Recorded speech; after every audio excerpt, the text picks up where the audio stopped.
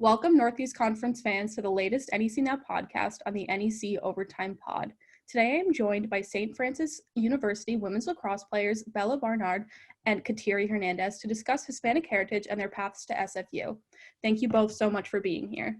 So you both decided to come to SFU from pretty far away. Bella, you're from Wisconsin, and Kateri, you're from Arizona. Why did you choose SFU to continue your academic and athletic careers? I think for me, I loved the small class sizes and the ability to connect with the professors on a more close relationship and a closer level. And so I really appreciated that because then I felt like I could do more with my degree and study more and actually learn more if I build a relationship with them. As far as for me as academics go, I love having the small classrooms like she said and the relationships rather than knowing someone but not really having that relationship with them. And then obviously for lacrosse, I fell in love with the coaches, the team. So that was definitely a big moving point for me. Yeah, I mean, it's great to hear that the academics were so important to both of you because we always stress you're a student athlete, not just an athlete. And I know, you're a freshman and a sophomore. How has the adjustment kind of been? I know you haven't had a traditional full year. So how are you doing basically? When I first came in, we were actually going through the process of getting a new coach. And so that, I think, really brought the team together. And it's such a family here, and it's so special. And I really love my teammates and my team here. And I think now that we have our new coach in, we're doing great. And it's great to see everyone being collaborative and just a cohesive unit. And I really love it. For me, I didn't have my official visit because I committed when in the middle of the pandemic. So I definitely had to rely on the coaching, the way they were talking to me, definitely the way I felt about the school, and then who I've been contacting while I was in Arizona. But I feel like I made the best decision at the end of the day. And I think during quarantine, we did a great job at staying close together too. We had a lot of different small group talks and different activities that we would do to stay in touch. And so that really brought us together during a time when people were far apart. Yeah, our coach definitely made us made that the number one priority is not drifting apart, especially right now when this is a time where we definitely need to be closer together. So she did a really good job about that. That's awesome. That's great to hear. I'm sure just with all of the kind of uncertainty and everything going on, it's scary. And add that on to being a freshman or sophomore in college. So it's good to hear that you've had kind of that support group and people you can talk to and people that kind of understand what you're going through. But yeah, so kind of just starting with a really broad question, what does Hispanic Heritage Month mean to both of you? I think for me, it's definitely great to see recognition for people that we belong to, and it reminds me of my grandparents and where they came from, and I feel a lot of family attachment to it, and so that's my perspective on it. For me, I love being a part of something, especially because it's so broad. So there's so many people that are like us. I think it's such a family. Whenever I think about Hispanic Heritage Month, I automatically think about my family and the way we celebrate and stuff like that. So it's definitely family oriented whenever I think about Hispanic Heritage Month, just spending time with them. Yeah, so you both mentioned kind of that family component. So what, was it like growing up in a family with Hispanic roots and kind of that closeness and connectedness?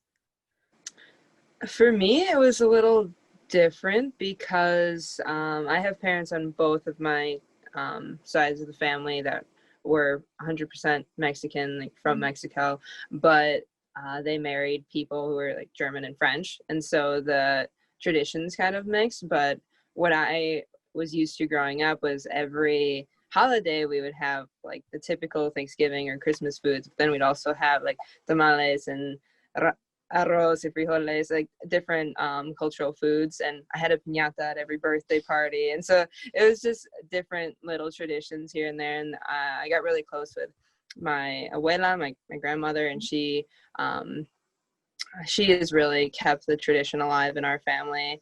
And I think we do so through cooking and different meals and having mariachis at parties and things like that. So Mine's almost the same. I'm biracial, so my mom's side is completely Mexican, and then my dad is Black. So it definitely was like a mix of it. But my mom did a really good job of implementing my Mexican roots into like my birthday parties, like quinceañeras and stuff like that.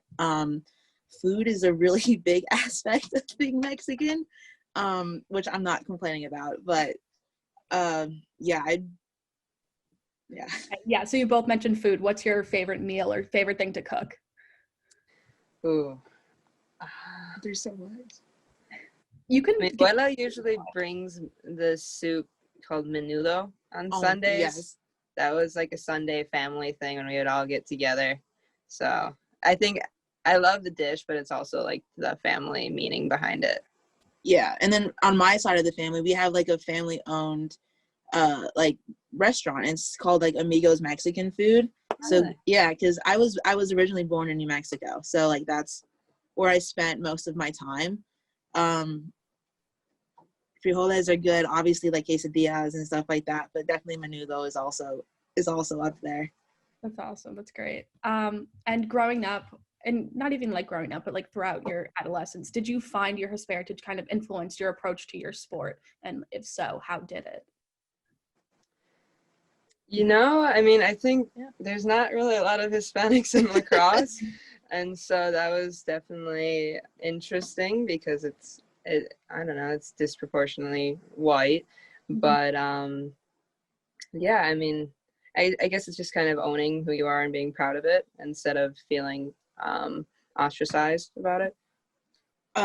Like in Arizona, at least where I grew up, it was predominantly white, so I was the only like person of color at all on the team for like a while, for like a couple years. So it was hard at first, but like you get used to it because you kind of like learned from that.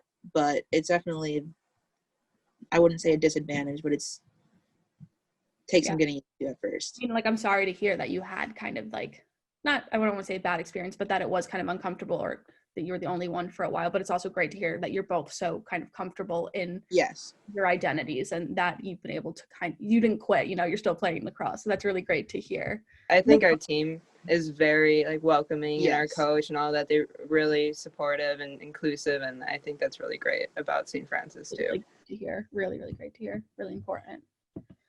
And yeah, so throughout Hispanic Heritage Month, we're encouraging our followers to engage with Hispanic culture by reading books, listening to music, viewing films and TV by Hispanic creators, among, a bunch of other things. So what is something or a few things you'd recommend, our listeners to watch or read or things like that? My abuela and I used to watch the movie Selena about Selena. I was just about to say that. Honestly, one of the best. It's a comfort movie for sure. Oh, yeah. To the end. Well, yeah.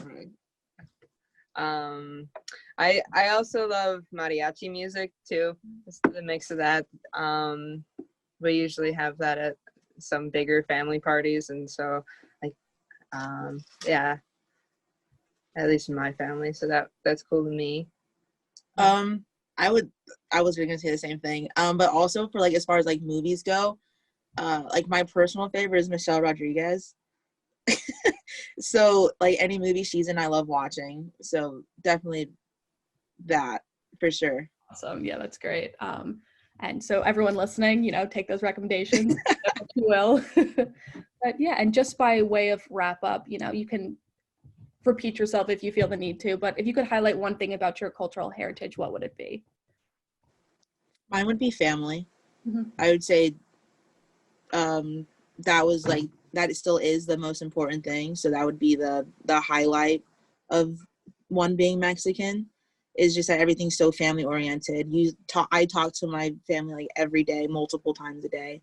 So that's one thing that I love about being Mexican. Awesome. Since she took family, I'll go with work ethic, because I was just raised to work as hard as I can, even from my grandparents. Like my abuela, she grew up in a one-room house with 11 brothers and sisters, and she picked cotton as a child. And then my abuelo, who came from Mexico, he worked in strawberry fields and worked in a factory. And so I learned to be very hardworking and never take anything for granted. And my parents really influenced me with that as well. And so I think that's a big part of being Hispanic, is just being very hardworking and dedicated to getting better, for sure. Mm-hmm.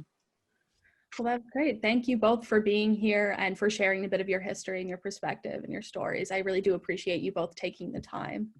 Yeah, thank you for having us. Thank you. That was Bella Barnard and Kateri Hernandez, and this has been NEC Now.